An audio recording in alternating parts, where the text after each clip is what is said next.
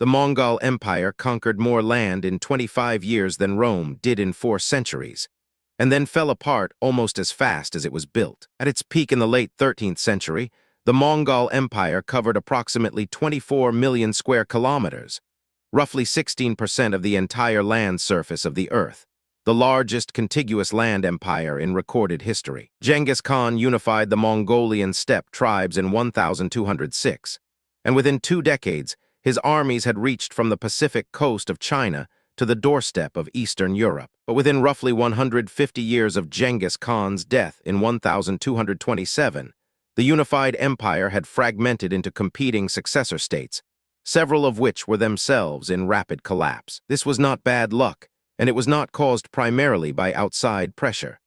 The collapse was structurally guaranteed from the very first decisions Genghis Khan made about how to build his empire. To understand why the collapse was inevitable, you first have to understand why the conquest was possible in the first place. Because the same qualities that made the Mongols unstoppable in war were the exact qualities that made long-term governance impossible. The Mongol military system was built around light cavalry using composite recurve bows, weapons that could be fired accurately at full gallop, with range and penetrating power that made Mongol horse archers the most formidable cavalry force in the world at that time. Each Mongol warrior maintained 3 to 5 horses per man on campaign, allowing sustained movement across distances that sedentary armies dependent on fixed supply lines simply could not match. Mongol campaigns combined psychological warfare, deliberately spreading terror, offering lenient terms to cities that surrendered immediately and annihilating those that resisted, with sophisticated strategic coordination across multiple separated armies operating simultaneously hundreds of miles apart. Genghis Khan was also a genius at absorbing conquered talent.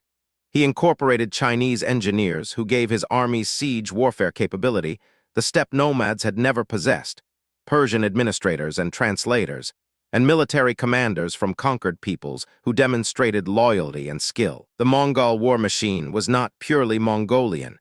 It was a hybrid that became more dangerous with every conquest it completed. But the very features that drove this expansion, decentralization, mobility, absolute loyalty to blood and tribe rather than to institutions, made building a stable, lasting empire structurally impossible. Genghis Khan divided his empire among his 4 sons from his principal wife Bort, following the Mongol custom of appanage, different territories and armies allocated to different male heirs, with a single great Khan supposed to hold supreme authority over all of them. This was the structural time bomb planted at the moment of the empire's greatest triumph. The appanage system meant that from the day Genghis Khan died, there were already multiple centers of hereditary power with their own armies, their own territories, and their own interests, held together only by the personal authority of whoever held the position of Great Khan. As long as a strong and widely respected Great Khan was in place, the system functioned.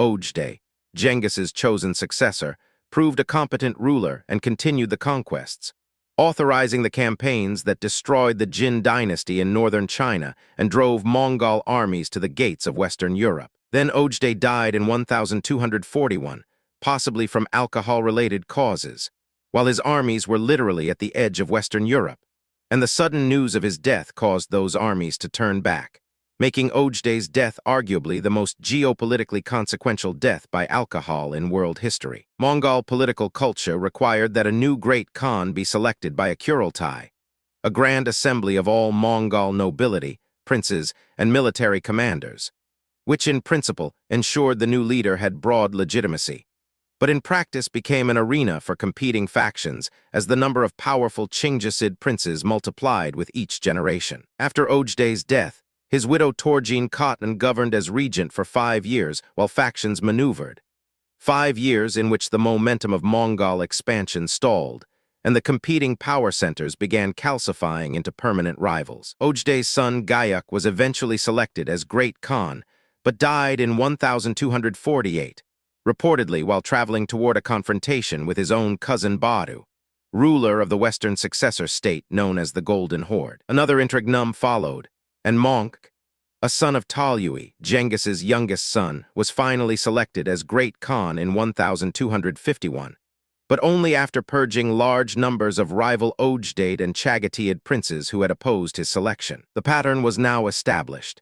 Every succession produced a political crisis, potential civil war, and the elimination of entire branches of the Chinggisid family tree who had backed the losing faction. The death of Mongol Khan in 1259, while campaigning in China, triggered the crisis that ended the unified empire permanently. Two of his brothers, Kublai, who would found the Yuan dynasty in China, and Erik Bok, both claimed the position of Great Khan simultaneously.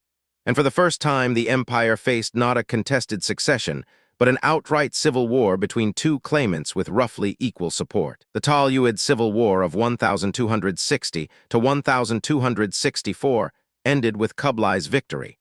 But the victory destroyed the unity that made the empire function. The rulers of the other major subunits, the Ilkhanate in Persia, the Golden Horde in Russia and Central Asia, the Chagatai Khanate in Central Asia, had each backed one side or the other, and the aftermath was marked by lasting military conflict between these factions that never fully resolved. What had been a formally unified empire under the Great Khan became, after 1260, a collection of de facto independent states that shared Chinggisid ancestry, but coordinated on almost nothing. Also in 1260, directly connected to the succession crisis, the Mongol advance into the Middle East was halted at the Battle of Ain Jalut in what is now Israel and Palestine, where a Mamluk Egyptian army defeated a Mongol force in open battle. It was the first significant military defeat the Mongols had suffered in open battle, and it happened partly because a substantial portion of the Mongol force had been withdrawn to deal with the political crisis following Mong's death.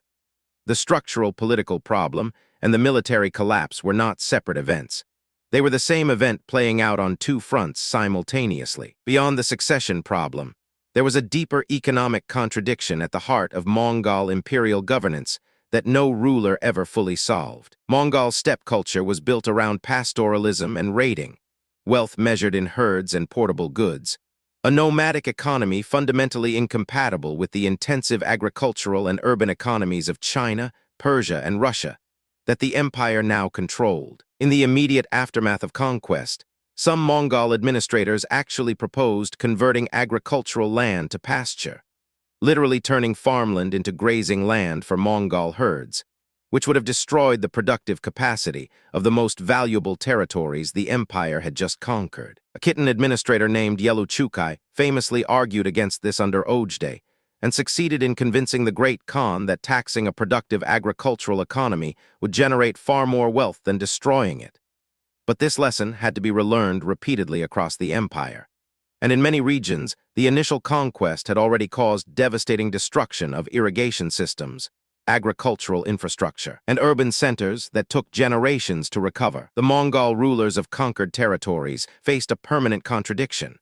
Their legitimacy among their Mongol followers depended on nomadic military culture, pastoral values, and tribal loyalty, but effective governance of their territories required adopting the administrative frameworks, languages, and religions of the sedentary civilizations they ruled. Different rulers resolved this differently.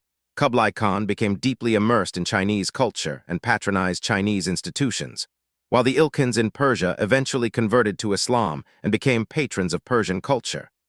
But in each case, the adaptation alienated them from the core Mongol identity that had made the empire possible, severing the cultural thread that was the only non-military glue holding the whole structure together. Religious fragmentation accelerated the political fragmentation. The Golden Horde Khans converted to Islam in the early 14th century.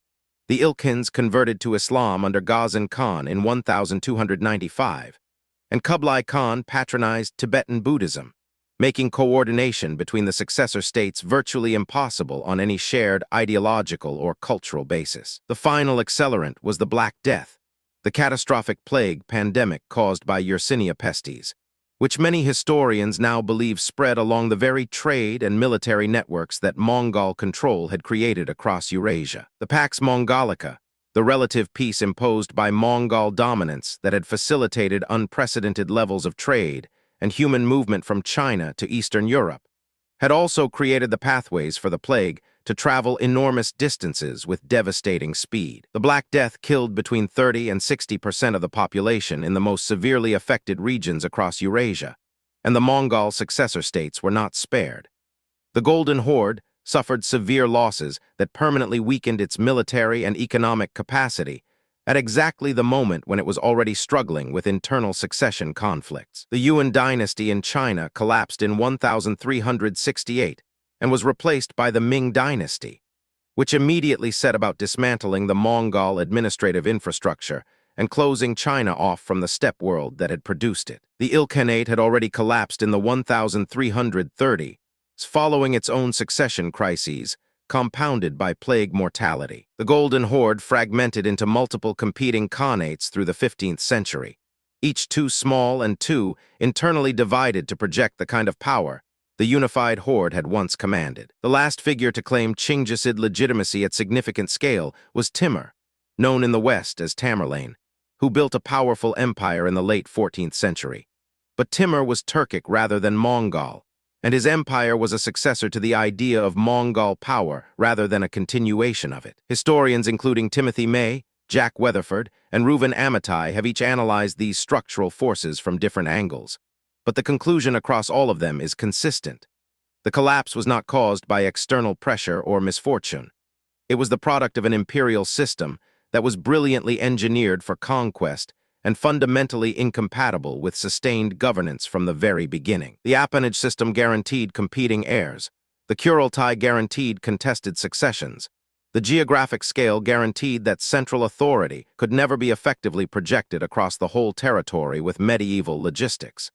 And the cultural contradiction between nomadic identity and sedentary governance guaranteed that every ruler who succeeded at governing eventually ceased to be Mongol in any meaningful sense. The rise is the story that gets told, but the collapse was written into the architecture of the empire before the first conquered city had even finished burning. If you want to see what happens when a different kind of empire hits its own structural limit, one built not on conquest, but on agriculture and grain, the Rome video shows a collapse that worked through a completely different mechanism, but arrived at the same place just as inevitably.